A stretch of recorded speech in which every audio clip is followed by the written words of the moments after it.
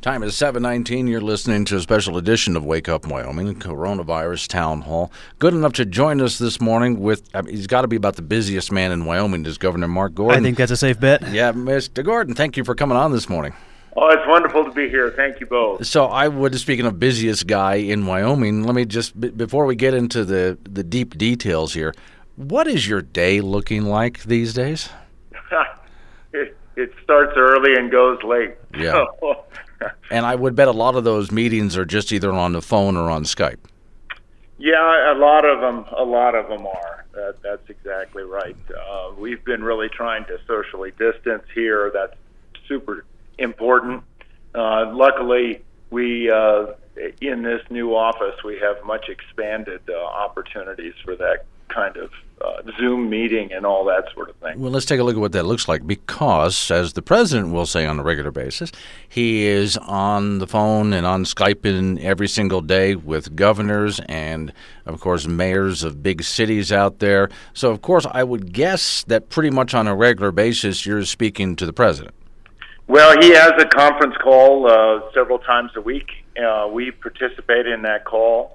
As you can imagine, there are 50 others, and I do really appreciate the direct line, because not only do we have a direct line through that, and we can actually talk to him during those conference calls, but their staff has been very, very, very receptive. Okay, but then on that note, you have to turn around and coordinate not just with the counties, but the cities as well as your staff. And there's probably some people from the House and Senate who want to talk to you as well. So what does that schedule look like? Yeah, so what we've done, we've had at least one phone call, one conference call, town webinar, I guess, with towns and counties. We've had two with the legislature generally, and we have had almost daily calls with leadership, both minority and majority, just kind of keeping them up to speed on all the things that we do. We also have a call, two calls every morning, one just reporting on what's happening, where things are going, and then the other really talking leadership, going forward, thinking about a week, 2 weeks, maybe 3 weeks down the road. And then I occasionally call, because I'm always anxious to know what's going on in the field. I'll call some of our county supervisors, some of our homeland supervisors, some of our county health officers as well, just to make sure what we're hearing reported is actually happening in the field. Certainly. And Governor, obviously last week you went ahead and extended school and business closures and your restriction on gatherings of 10 or more to April 17th. Yesterday the president extended those federal social distancing guidelines until April 30th. So in light of what happened yesterday, do you see another extension for those public health orders in Wyoming? You know, it took us a while to come to that extension. Just wanted to make sure we had everything in place. I guess when the president made that decision, he didn't necessarily connect with us. We'll certainly bear that in mind. I think we look at the situation every day and we assess, what the progress is. So for the time being, we're just going to hold tight on the 17th and please stay advised. And you're trying to avoid a statewide stay-at-home order like we've seen issued in some other places, Denver being one of them. Maybe explain your position on that a little bit. Sure. So if you really look at those statewide stay-at-home orders, they have so many exemptions to them. They're really not materially different than what we have already recommended. And my point, and I said it in an editorial this weekend, as you look at Wyoming, there are some places much harder hit than others. And so it's a little bit of a patchwork. My point has been that Wyoming people don't need an order to know what's important. They have common sense. And if we say stay at home, don't gather in large groups, remember it's your responsibility, the individual Wyoming citizen, to make sure that your neighbors don't get sick because of your actions. I feel pretty confident in that position. Now, what I will say is that the way we have the state set up, and incidentally, the legislation that allows us to do this goes back to smallpox times. Charlie Scott was sort of giving me the history of those.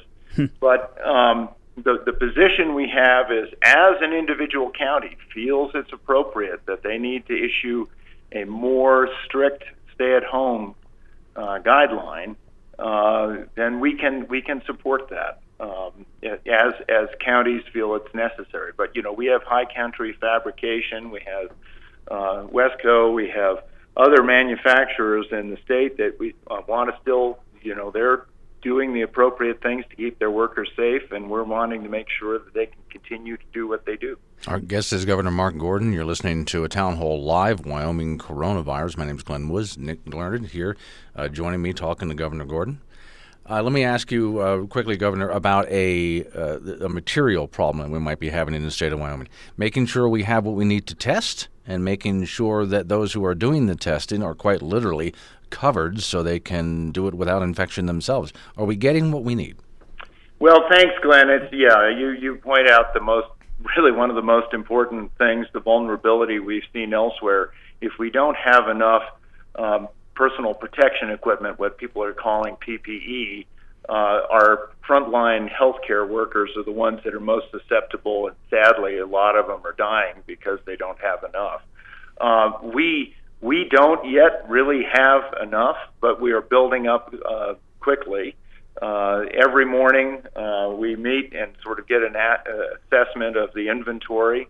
I have to say that we've released the county stores, about 50% of those. We've got our first and possibly our second SNS, Strategic National Stockpile groupings coming in.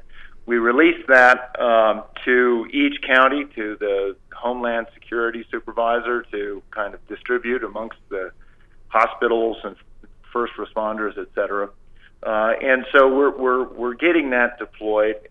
It's going out on a semi-weekly basis, so 2 times a week. And so we're building that up. That was the point that I wanted to talk to my Johnson County Homeland Security Supervisor and just say, so what's coming? How's it coming? Is it on time? Are you able to get it distributed? And she indicated that yes. So on the testing supplies, just to finish, I know that was the other question. Sure.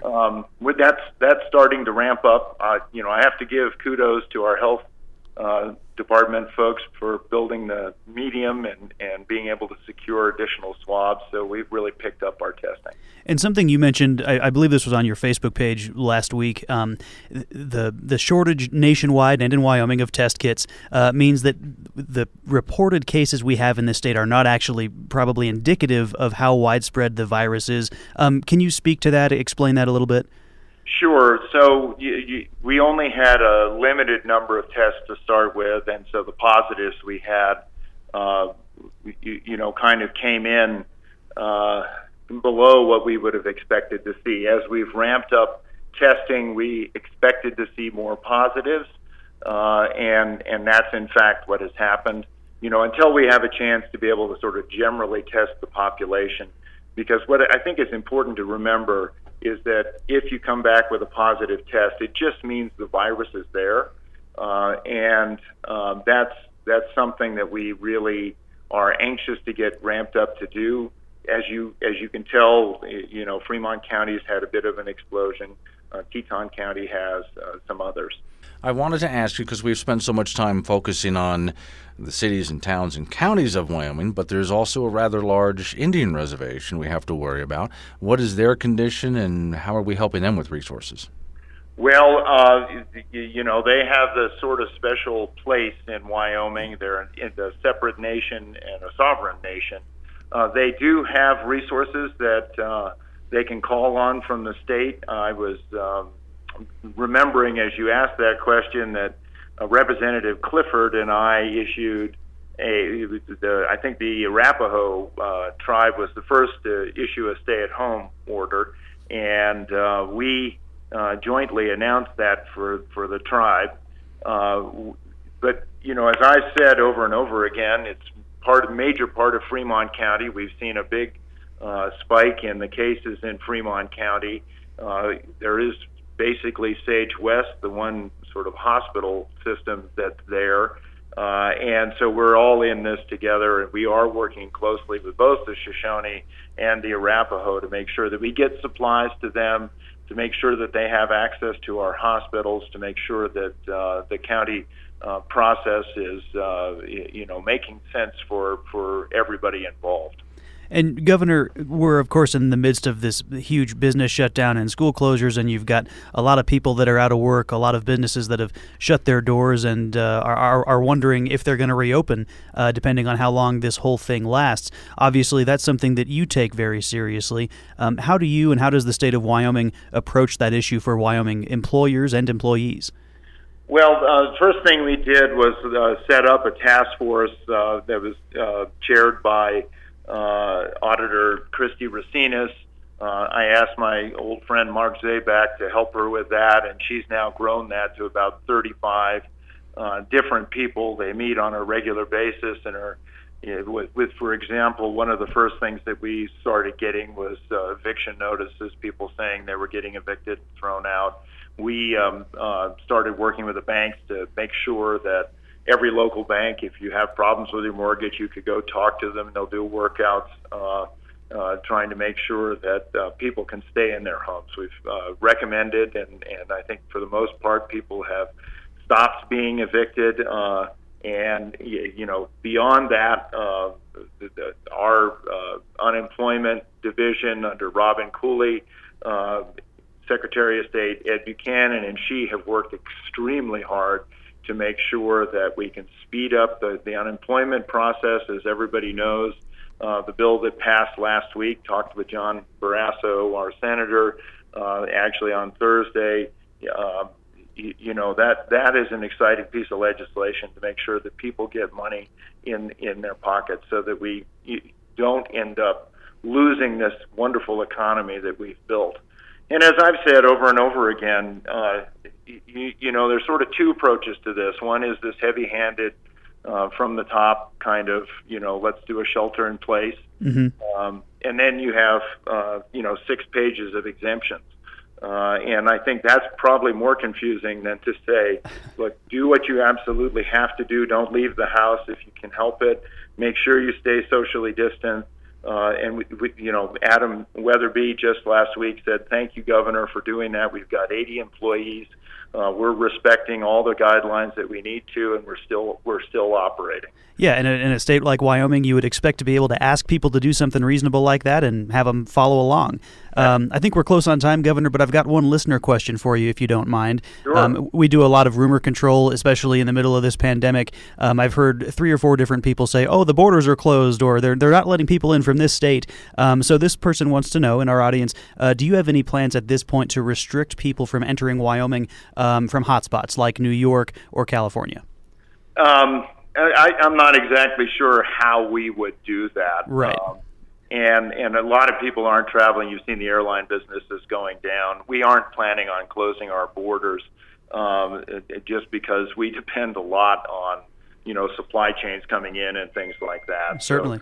So probably not. What I will say, and I do want to give a shout out to some of the state employees. We talked earlier about the test kits getting delivered.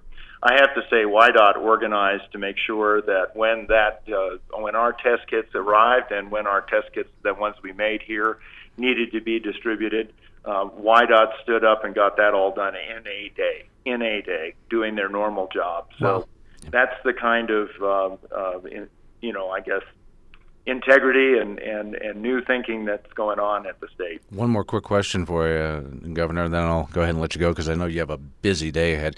So normally in your job, it's part of your description, you're in a very busy office and you have to go meet a lot of people. So are you sitting there all alone in your office today? What's your staffing looks like? I have about 3 staff in the office, and one is sitting about 12 feet away from me.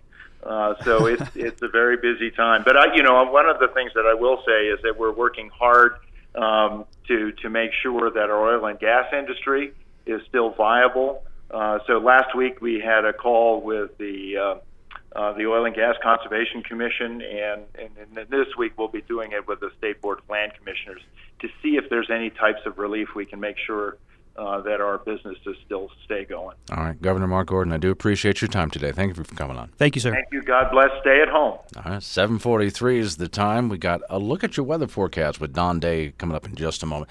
This is a special Town Hall Live at Wake Up Wyoming.